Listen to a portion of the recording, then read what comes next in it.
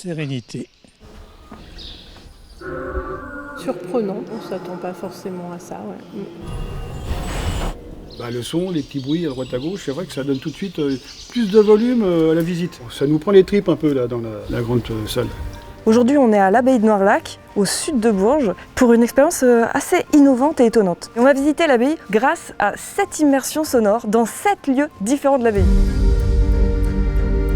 Je viens de rencontrer Karine, c'est la responsable de communication de l'abbaye de Noirlac. Bonjour. Bonjour Marion. C'est quoi l'histoire de l'abbaye de Noirlac ? C'est une abbaye du XIIe siècle. Elle a accueilli de nombreux moines jusqu'à la Révolution française. Ensuite, elle fut manufacture de porcelaine. Et au XXe siècle, elle a été rachetée par le département. Aujourd'hui, c'est un lieu touristique et culturel.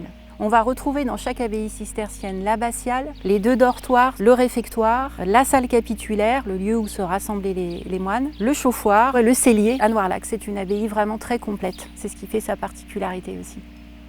Donc là, on est parti pour une visite sonore en immersion dans l'univers des moines, c'est ça ? On va en apprendre plus sur la vie quotidienne des moines grâce au son, mais on va aussi se laisser porter et découvrir les différentes acoustiques du lieu et aussi apprendre à écouter le silence dans certaines salles.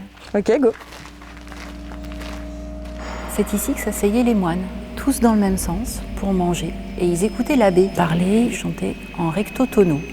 Donc l'installation sonore ici, c'est pour nous faire comprendre et écouter ce à quoi ressemblait le recto tono.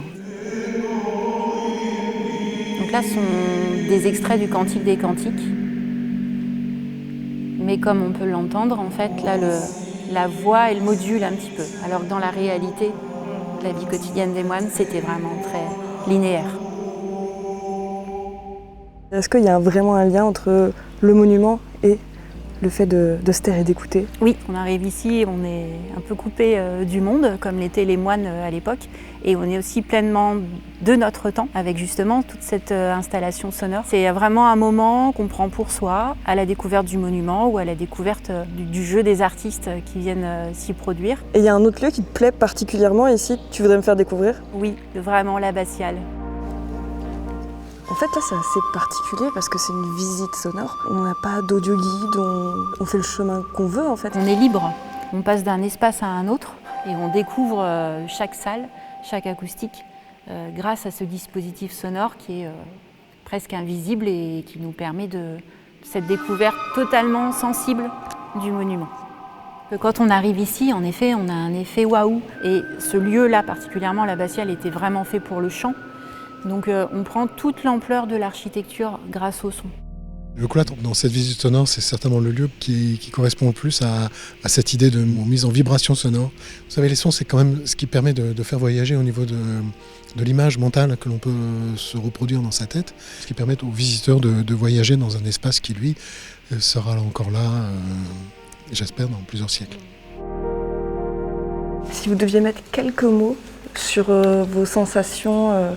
Un ressenti de plénitude, c'est riche en tout, c'est riche en connaissances purement intellectuelles, on va dire, et en même temps émotionnellement sur le plan des ressentis, sur le plan de la spiritualité, parce que c'est quand même ça le but du truc. Pour vous, c'est réussi, quoi. Ah oui, tout à fait. Et là, le cerveau est un peu déconnecté, je suis vraiment dans le ressenti. C'est pour ça que j'ai beaucoup de mal à rassembler mes idées. J'étais un petit peu parti, donc là, vous me faites atterrir un petit peu. Ah mince. Mais bon, c'est la vie.